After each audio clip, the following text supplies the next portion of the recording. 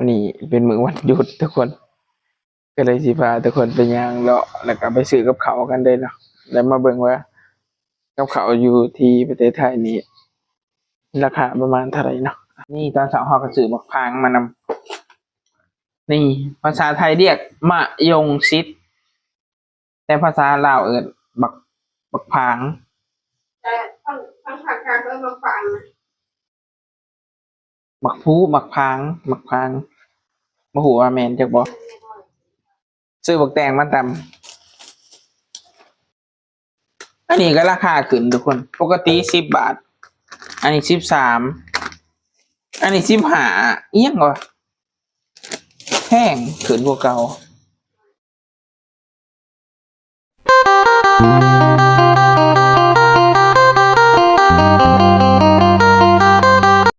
กับทักทายสวัสดีครับทุกคนวันนี้เป็นมื้อวันหยุดทุกคนก็เลยสิพาทุกคนไปย่างเลาะแล้วก็ไปซื้อกับข้าวกันเด้เนาะแล้วมาเบิ่งว่ากับข้าวอยู่ที่ประเทศไทยนี่ราคาประมาณเท่าไหร่เนาะมาเบิ่งกันเลยทุกคนตอนนี้ก็สิเป็นวันที่23ทุกคนวันเป็นวันจันทร์เพราะมันเป็นวันหยุดเนาะนี่ก็9:30แล้วเฮาก็ได้สิพาไปซื้อกับข้าวกันเลยตลาดน่าสิเลิกเบิดแล้วล่ะทุกคนเนื่องจากว่าตื่นแต่เช้าแล้วล่ะตื่น8:40ก็ได้ไปอาบน้ำแล้วก็สิย่างเลาะเนาะแรกๆก็ว่าสิไปตลาดวัดชิมพีตื่นช่วยตื่น8:00ไปบ่ทันแล้วถ้าไปตลาดต้องไปประมาณ6:00ถ้า8:00ก็คือบ่เหลือหยังเลยและอีกอย่างเฮาไปตลาดก็คือถ้าเฮาไปสวยแล้วมันเขาปิดห้านเบิดนะเขาปิดห้านเบิดแล้วเฮาเสียค่ารถไปเฮาก็เลยบ่ไปดีกว่าเอาไปก็ถือปิดห้านแม่นบ่เลยก็เลยบ่ไปดีกว่าก็เลยจะไปซื้ออยู่ห้านเขาขายอันนี้เอาห้านเจแอนแล้วขายพวกของสดแล้วก็พวกผักเนาะก็เลยไปซื้ออยู่ห้านเอาดีกว่าจะได้ไปกับบ่ทันเลยล่ะเข้าไปตลาดมาเบิ่งกันว่าเฮาสิเบิดเท่าใดเนาะคลิปนี้ก็บ่ค่อยมีสาระปานใดเด้อทุกคนเด้อเนื่องจากว่าเฮาเฮ็ดคลิปใช้ชีวิตประจำวันเนาะสิเอาลงคู่มื้อเนี่ยแต่ใช้ชีวิตประจำวันในประเทศไทยบ่แม่นว่าคลิปสายดราม่ามันว่าสายไปเที่ยวเนาะแต่อาจสิมีไปเที่ยวแน่เนาะแต่มันบ่ได้ไปตลอดเด้ทุกคนเนื่องจากว่าเฮาก็ประหยัดเงินเนาะเฮ็ดงานเฮาก็ประหยัดเงินเฮ็ดงานได้ซะถ้าเฮาไปเที่ยวตลอดรายต่ำๆก็คือไปเที่ยวเนาะทุกคนคิดเบิ่งถ้ามันบ่แม่นเทศกาลสมมุติว่าเฮาไปทุกวันหยุดนะมื้อหนึงเบิดอยู่ประมาณ600เนาะขั้นต่ำนะ600แต่ถ้าขั้นสูงก็คือระดับพันเนาะแต่ประเด็นคือเงินจาก YouTube เฮายังบ่ได้ทุกคน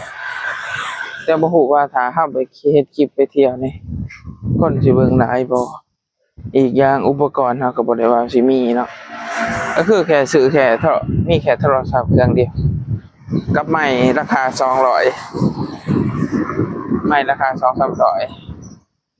สิให้ภาพเสียงคมชัดคือคนใส่กล่องดีๆแล้วก็ไมค์ดีๆคือสิบ่ได้เนาะแล้วก็มันสิคุณภาพน่าสิสูงกว่าบ่ได้เนาะถ้าเฮาไปเที่ยวก็เลยเลือกที่สิ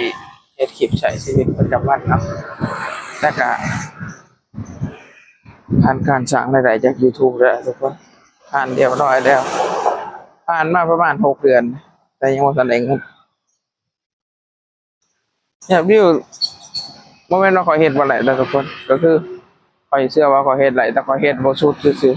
ๆข้อยยังเต็มที่กับมันบ่พอเพราะว่าข้อยลงเทื่อนึงก็บางคลิปก็เป็นพันพุ่นยอดวิวก็หลักพันหลักร้อยหลักพันคือกันแต่แบบข้อยเฮ็ดกับมันบ่สุด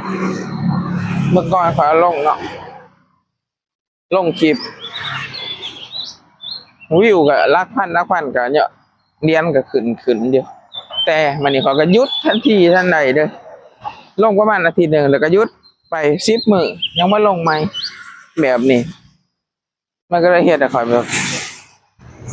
บ่ได้เต็มที่กับมันนะถ้าข่อยเต็มที่กับมันแบบลงมื้อหนึ่ง2 คลิปมันก็สิดีอยู่แต่ข่อยบ่ฮู้ว่าสิไปถ่ายหยังลงหลายขนาดนั้นเพราะว่าคือชาวบ้านก็เฮ็ดงานชีวิตวนเวียนไปแล้วก็เฮ็ดงานไปแล้วหลายคนที่มาเฮ็ดงานน่าสิเข้าใจตื่นเช้ามาอาบน้ำแต่งตัวไปเฮ็ดงานค่ำมาพูด10 โมงกลางคืนเอาจังสิได้มาหอมเฮาก็เมื่อยเด้อเนาะนี่ก็คือนี่แหละถ้าเฮาบ่เก่งอีดีก็คือสิ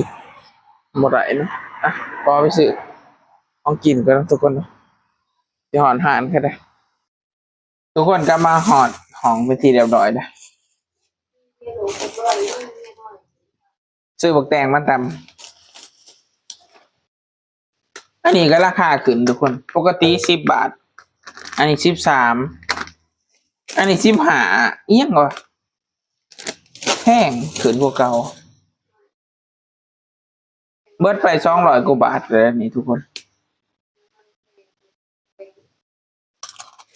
200 กว่าบาท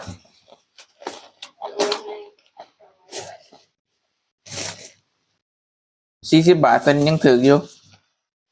จีใหม่40ตอนนี้เอา20นี่เห็นปะ40 บาทเขาว่าถึงนะ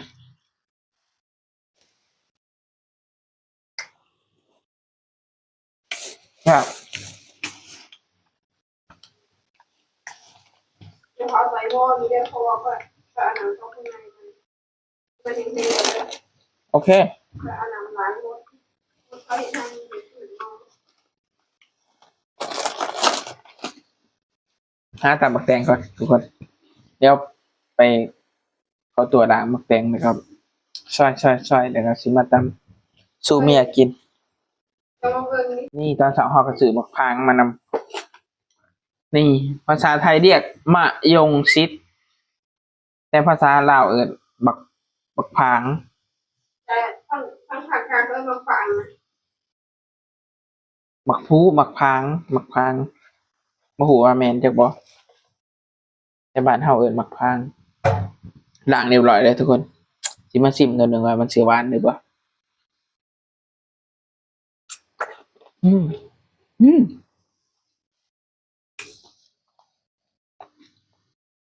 หวานเจี๊ยบ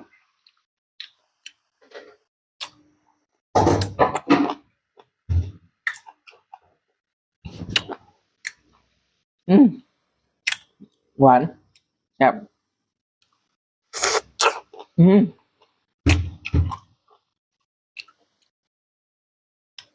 อยู่บ้านเพิ่นนะเฮ้ยอยากกินหยังก็ได้กินเนาะว่าแต่มีเงิน ที่ใส่ก็จัดแล้วกันมา อืมอยู่บ้านเฮากับถามบ่เข้าป่าก็บ่ค่อยมีเลยแต่นี่อยู่นี่เขาเป็นสวนปลูกเลยยังได้อยู่ภาคอื่นอยู่ภาคข่อยบ่มีอยู่บ้านเจ้ามีบ่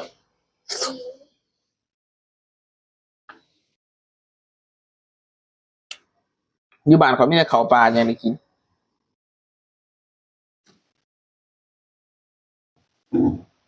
ต้องแบ่งอืม เมือง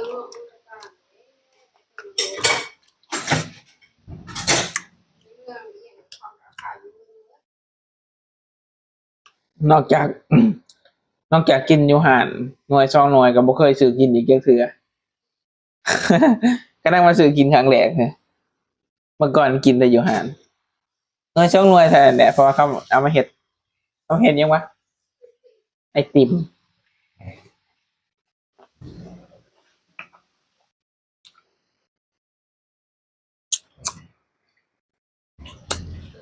ซื้อกินเองด้วยมัน